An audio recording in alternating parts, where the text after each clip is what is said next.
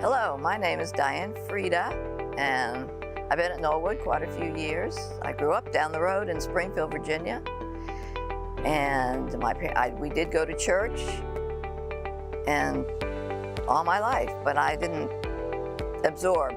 If I was hearing the gospel, I didn't absorb it, and I spent most of my time running away, trying to avoid Christianity because I thought that was a fun squelcher. And I was all about having fun. I thought life should be just a lot of fun. So then when I was in college, my parents decided to move to Georgia. So they went down there, and on one of my breaks, I came down to visit them and met and married the town bad boy.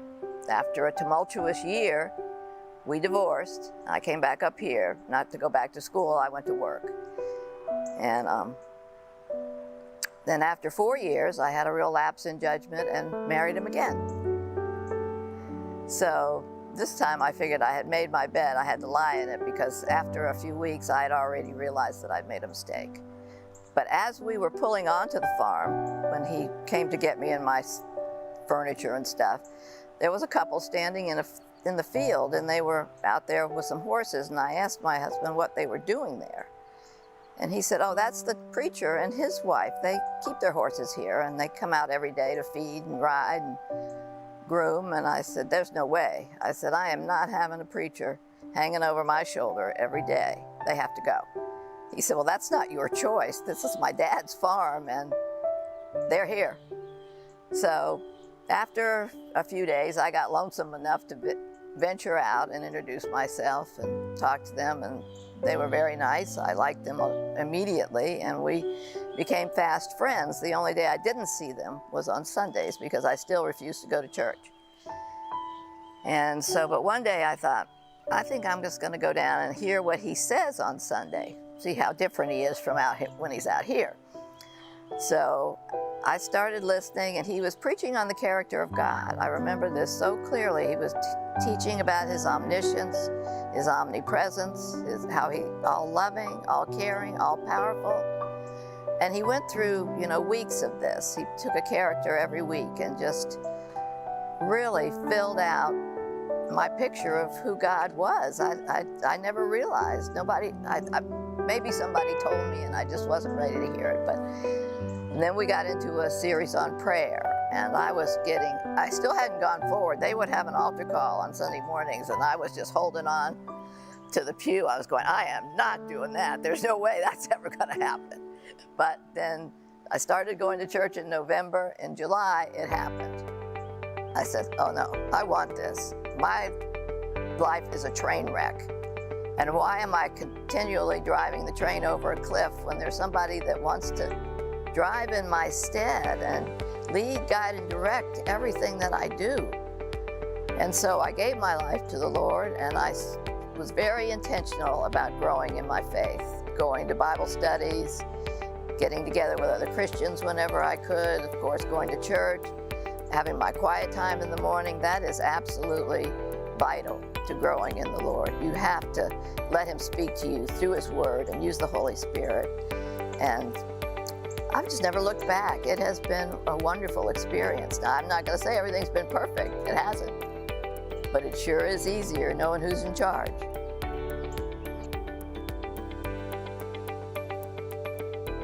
I love Diane's story. What a great story. Diane, thanks for sharing that with us this morning. Let me ask you a question. Have you ever had a moment where you were certain that you knew something, and then later on you discovered or you came to find out that you were wrong? We've all had those. Never. That's right, never. Thank you. One moment that stands out to me is this must have been 20 years ago at this point, which I can't believe I'm at a stage in my life where I can tell stories that were 20 years ago as an adult. But I was with some friends, and we were in the Philippines doing humanitarian work. And one of the nights, we went out to dinner, and we went to a restaurant that, I don't know if it specialized in hot stuff, but it was certainly a part of the deal. And so one of the guys who was there, he was showing us these different peppers, and he was kind of making the point that some of these peppers can look very similar to one another, but have significantly different heat profiles. And so he showed us two peppers. One of them looked like kind of a traditional, standard, sort of green jalapeno pepper, what you would envision when you think of a jalapeno pepper. And he was like, this one, you bite into this, it's like eating a bell pepper. Like there's nothing to it. There's no heat, nothing. Then he pulled out this other pepper. This pepper, on the other hand, which looked very similar to the first one, he said, this will melt your face off. And so he was showing us these peppers, and the dinner goes on, and there were friends there, and so we were there with another group of friends that had brought their kids with them. And so there was one boy there, he was about 10 years old, and me and my friend sitting at the table, we were sort of, messing with him a little bit, as you do with 10-year-old boys. And, so we picked up the bell pepper, hot pepper, the not hot one at all, and we were daring him to eat it. We were like, hey, I'll give you $10 if you take a bite out of this pepper. Now, listen, here's the thing. We knew which pepper was which, and we were never going to let him take a bite out of the spicy one, okay? The kid was safe the whole time. We were like, hey, take a bite out of this, we'll give you $10. No way. $20. No way. $30. We'll give you $50 if you take a bite out of this pepper. Now, had he had done it, he would have discovered that there was no heat to it, and he would have got $50. It was a win-win for him. We were going to take care of the kid. But he was going back and forth. Oh, I don't know if I'm going to do it. I can't. He went to his dad. Dad, should I do it? I don't know, son. That's your decision. And so finally, the kid says, you know what? I'm not doing it. I'm not a sucker. And good for him. But I was having fun with him. So I pick up the pepper and I say, well, that's too bad for you, because you would have discovered that if you had taken a bite of this pepper, and I took a big bite out of that pepper, and that is when I discovered that I had picked up the wrong pepper. And I don't know if I looked like the cartoons, where their face turns red and fire shoots out of your head, and it's like, but man, it was intense. And the worst part about it, my friend who was sitting next to me, he saw me pick up the wrong pepper, and he did nothing to help me. Unbelievable. But I was sure, I was certain that I knew which one was which. I was certain that I knew something, and it turned out that I was wrong, and I paid for it. But that happens in almost every area of life. We all probably have stories of times when we thought we knew something, we thought we were sure of something, and then later on we discovered that we were mistaken, or we didn't have all the facts, or it didn't quite fit the way that we thought it fit. And that happens in all kinds of areas of life, but it also happens as it relates to the way we think about God. Because sometimes we think we know what God is like, or sometimes, for whatever reason, we have images or ideas or thoughts about what God is like. And sometimes we think wrong thoughts about who God is and what God is like. Maybe when you think of God, or when you think about God, you think of someone who is angry. You think of someone who is vengeful. You think of someone who is looking to squash you because of mistakes that you've made in your past. And you might think that about God for a lot of reasons. But is that what God is really like? That's what we're going to talk about this morning. And we're going to talk about this by looking at something that Jesus said to two particular groups of people who did not understand what God was like. And we're going to do it we're going to look at this encounter in the Gospel of Luke, chapter 15. That's page 1112 in your seatback Bible, page 1112 if you're using the seatback Bible, or if you brought your own Bible, the Gospel of Luke, chapter 15. That's the third book in the New Testament: Matthew, Mark, Luke.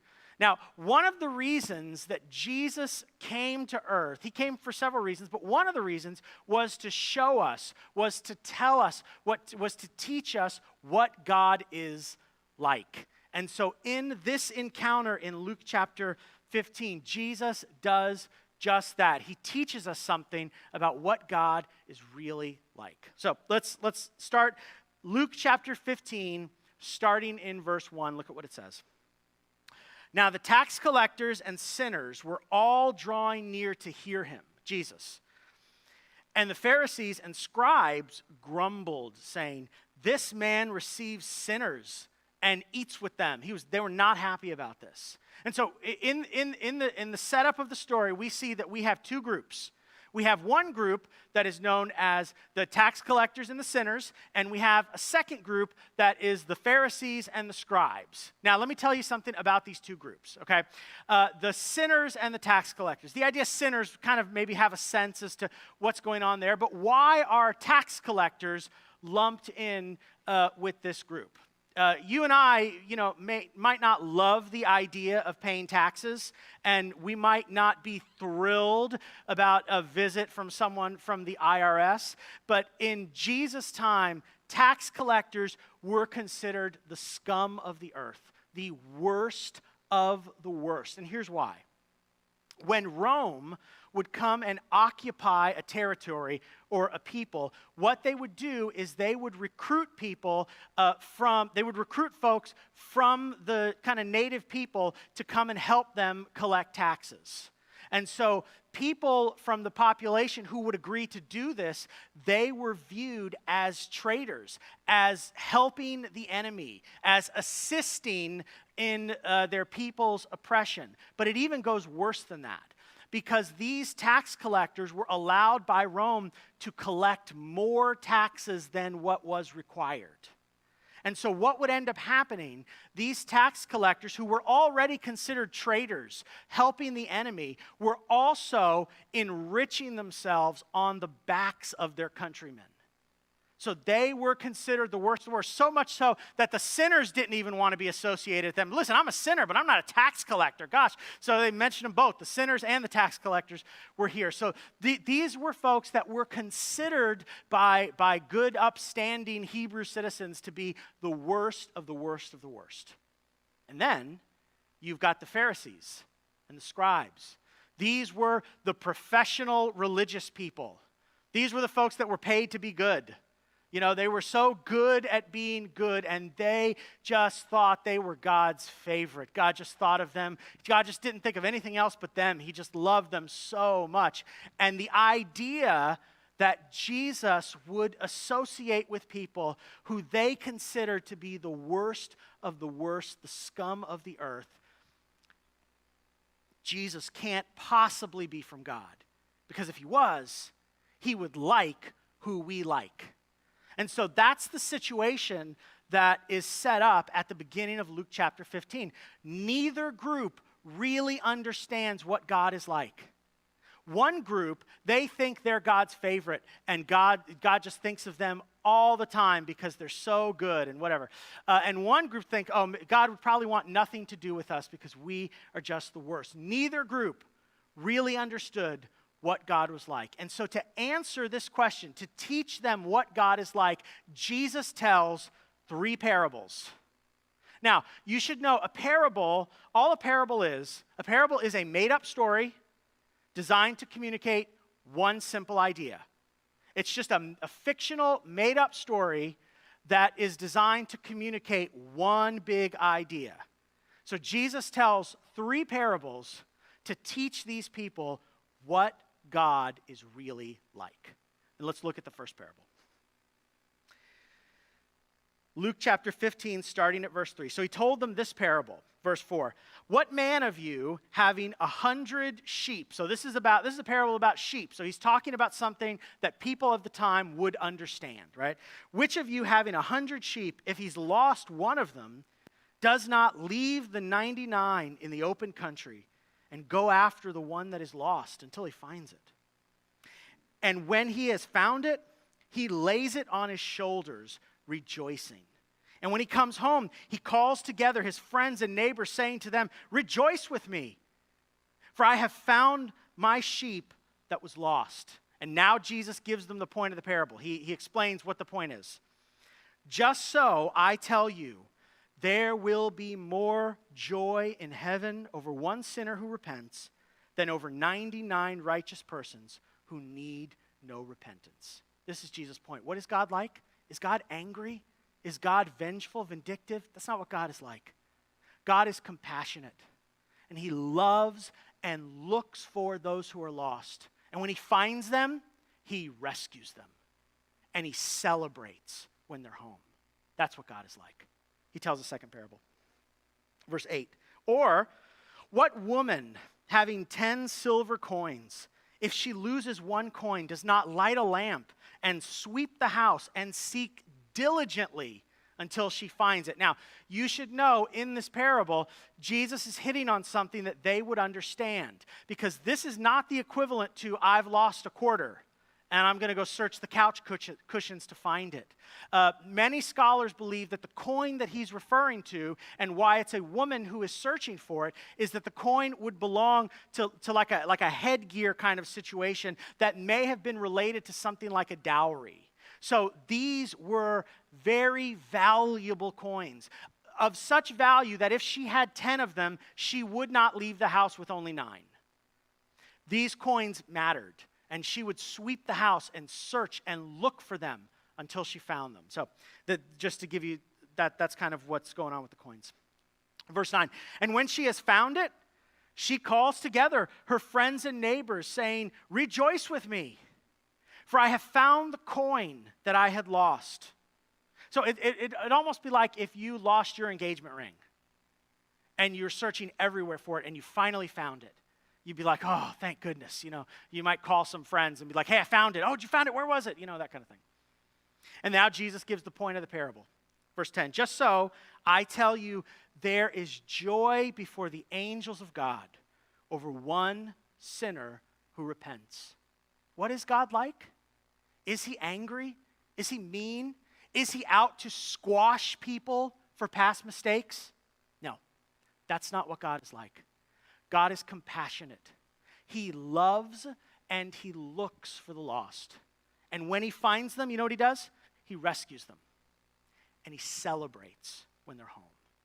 That's what God is like. And now Jesus tells the third and the final parable in answering this question. Verse 11, and he said, there was a man who had 2 sons. And the younger of them said to his father, Father, give me the share of property that is coming to me. Now, when we read that, I don't know if we feel the emotion in that sentence. So let me try to say it differently. So maybe we get the emotion that Jesus is saying in the sentence. Imagine that one of your children, one of your adult children comes to you and says, Dad, Mom, you know how when you die, they're going to divide up your stuff. They're going to sell things. We'll probably sell the house, do all this stuff, and then I'm going to get a portion of it, yeah?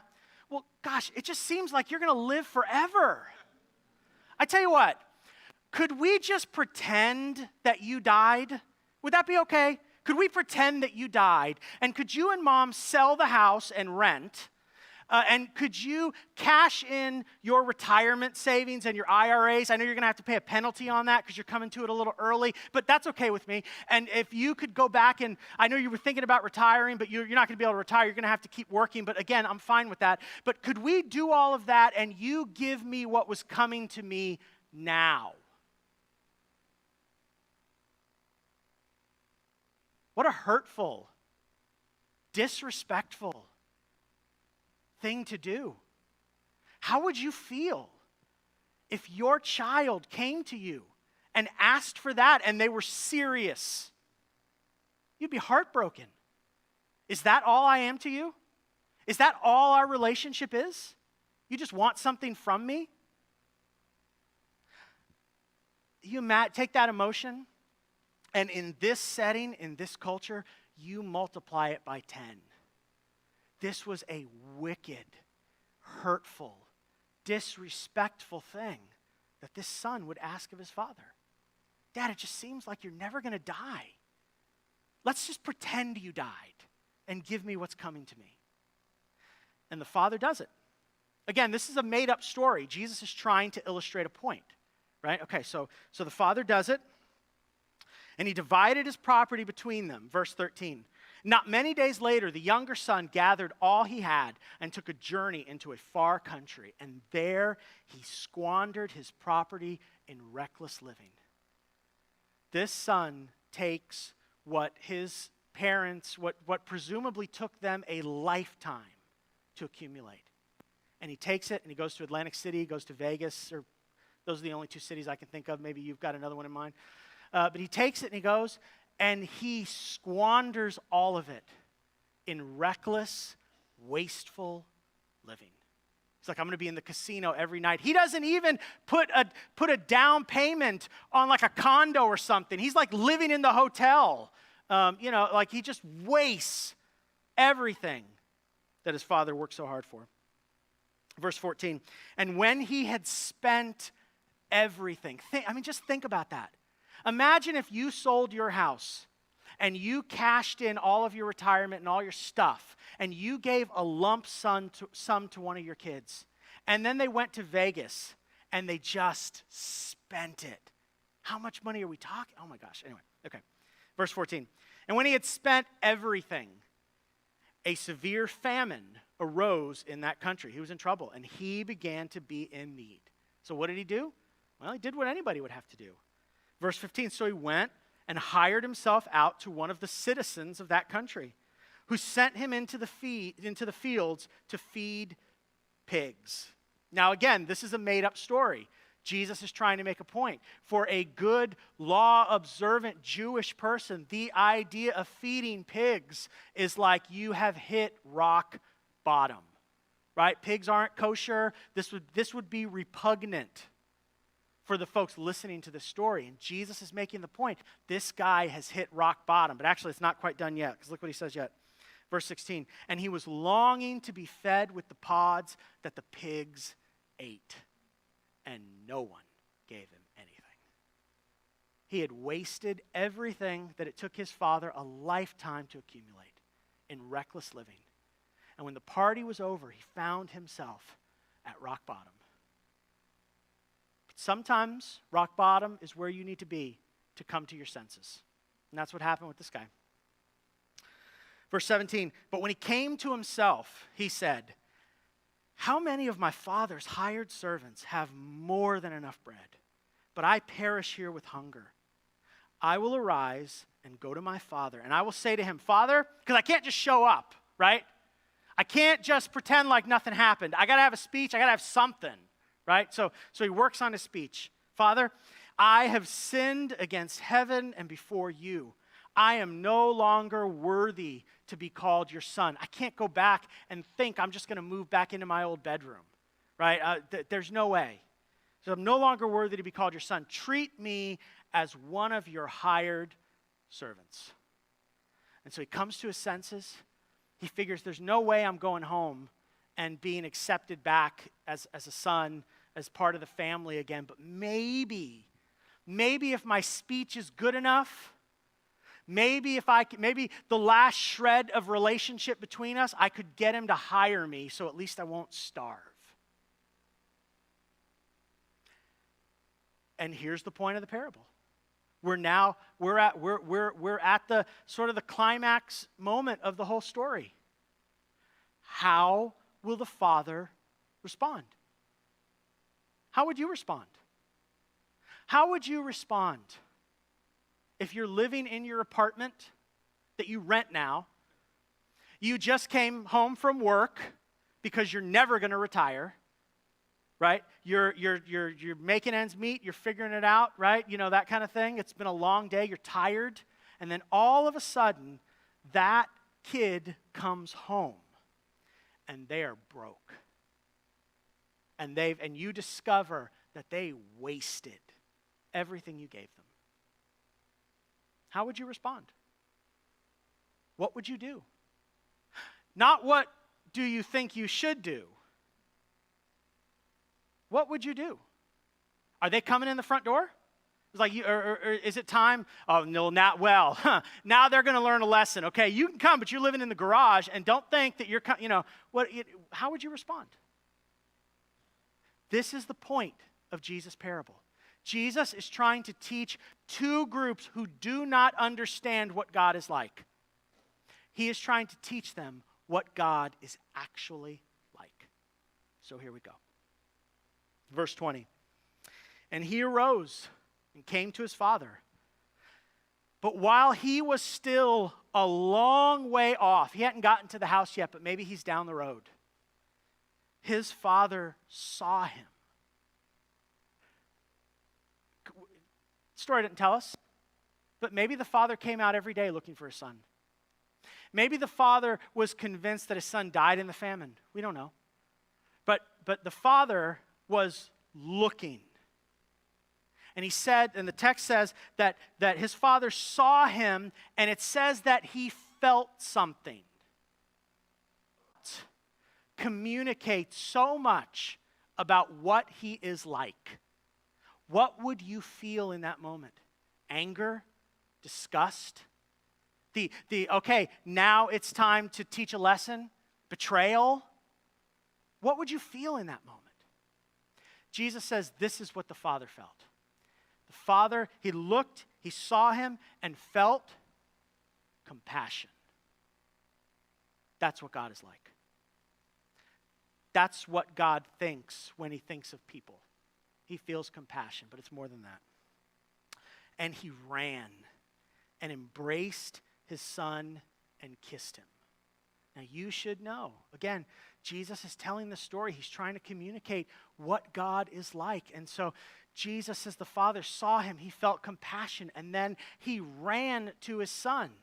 Now, we hear that and we think, okay, like I don't know about you, but my head goes to like the movies where two people who are happy to see each other and haven't seen each other in a long time are running in slow motion towards each other, and they embrace and the music swells and it's a tender moment, that kind of thing. That's what's going on. No, in this time, in this culture, in this setting, for the father to hike up his robes and run to his son who had been so disrespectful, who had betrayed him in so many ways, to run to him and embrace him and kiss him. He was dirty from working with the pigs. For the father in this story, this would be humiliating.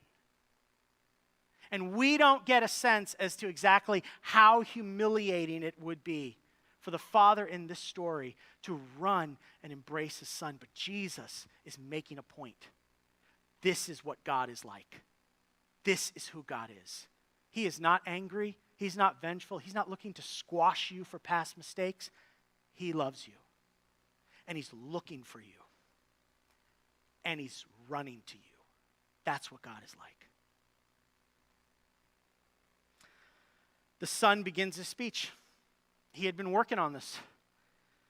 Father, the son said to him, verse 21, Father, I have sinned against heaven and before you. I'm no longer worthy to be called your son. But the father quickly said, it's almost like the father interrupts him or doesn't let him get through the whole speech. He doesn't even get to the servant part. But the father said to his servants, bring quickly the best robe and put it on him, and put a ring on his hand and shoes on his feet. You think, it's almost like the father says, wait, you think you can't come back here as a son? We're going to end that right now. Get the robe, get the ring. In that culture, that would symbolize sonship, part of the family. Get the family ring, put it on him, put shoes on him. And then he says, and bring the fattened calf and kill it, and let us eat and celebrate. Now, so the calf that we've been saving for a special occasion, the one that if like a dignitary comes to town and we have to quickly host something, we've got something set aside to serve for these important people. That one, get that one, bring it. I don't know that the only thing I could think of in terms of maybe what would feel like a modern day equivalent, and maybe you can think of something better, was that what if you said, hey, go down to the wine cellar and bring the good stuff. Bring the stuff I had to take a loan out to buy that bottle of whatever. You know what I mean? It's like, maybe that sort of has a little bit of a sentiment of what we're dealing with here, but he's like, bring the best stuff and we're going to celebrate. And why are we going to celebrate? Because for this son of mine was dead, or at least he was dead to me, and is alive. He was lost and is found. And they began to celebrate. What is God like? He's compassionate. He loves and he looks for those who are lost. And when he finds them, he rescues them. And he celebrates when they're home. That's who God is. That's what God is like. Jesus, who came to show us what the Father is like. This is how he chooses to answer the question. That's what God's like. Now, you might have a hard time picturing God that way or thinking of God that way. And it might be because oftentimes, right, when we're faced with maybe not as extreme circumstances as in this made-up story, but when we're faced with similar things, we tend not to respond that way, right? We tend to respond like with what's next in the story. Let's see how it ends. Verse 25. Now the older son was in the field, and he came and drew near to the house, and he heard music and dancing, and he called one of the servants and asked what these things meant. And he said to him, "Your brother has come, and your father has killed the fattened calf because he has received him back safe and sound." Now, how did the brother respond? But he was angry and refused to go in. I'm not going in there. I'm not celebrating him. He needs some consequences. How else will he learn? So his father came out and entreated him, pleaded with him. But he answered his father, "Look, these many years I've served you, and I never disobeyed your command. Yet you never gave me a young goat that I might celebrate with my friends. But when this son of yours came, who has devoured your property with prostitutes, you killed the fattened calf for him? Are you kidding me? I'm not going in there." This son, he also did not understand what his father was like. Because it's true, he didn't leave. He stayed, and he did everything he was supposed to do. But he thought his relationship with his father was transactional. He thought his relationship with his father was, I'll scratch your back, you scratch mine. I'll follow all the rules, but I expect to be rewarded. And God's like, that's not what I'm like. When have I ever treated you that way? That's not how I am. I don't want a transactional relationship with you. I want you. And so he pleads with his son. Can you imagine Jesus telling this part of the parable and looking at these Pharisees, these religious leaders who were so angry, and looking at them with compassion? It's like, that's not what God is like. And he said to him, "Son, you're always with me, and all that is mine is yours." It was fitting to celebrate and be glad. For this your brother was dead. At least he was dead to us, and is alive. He was lost and is found. What is God like? Is he angry? Is he vengeful? Is he vindictive? Is he looking to crush you for past mistakes? No. That's not what God is like. That's not what Jesus tells us God is like. God is compassionate. He loves and he looks for those who are lost. And when he finds them, do you know what he does? He rescues them. And he celebrates when they're home. That's who God is. That's what he is like. So what do we do with all this? I would encourage you to turn to Jesus. To turn to the God who loves you, who is looking for you, the God who will run to you. Because the truth is, right, we live in a world that is broken. You don't need to be convinced of that, right? We can look around and we see a world full of suffering and pain and hardship and the things that we do to each other, right? And we can look around and see that our world is broken, but it's worse than that, right? Because when we look inward, and we see our own selfishness, our own hurtful thoughts and words and actions, our callous indifference to the suffering of others, right? We get this sense that there is something not right about us. And the Bible calls that sin. And it says that sin has broken our world and has separated us from God. But God is good, and he is compassionate, and he loves those who are lost. And so God, in his love, sent his Son to rescue us. And Jesus came to earth, and he taught us what God was like. And then he offered his life on the cross so that our sin could be forgiven.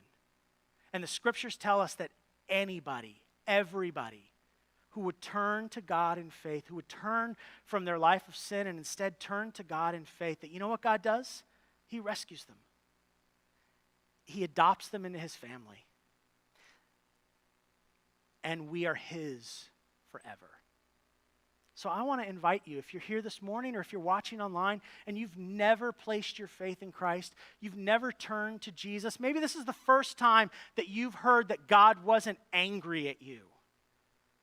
I just want to plead with you to turn to Jesus, to look to the one who is running to you, who loves you, and who wants to rescue you.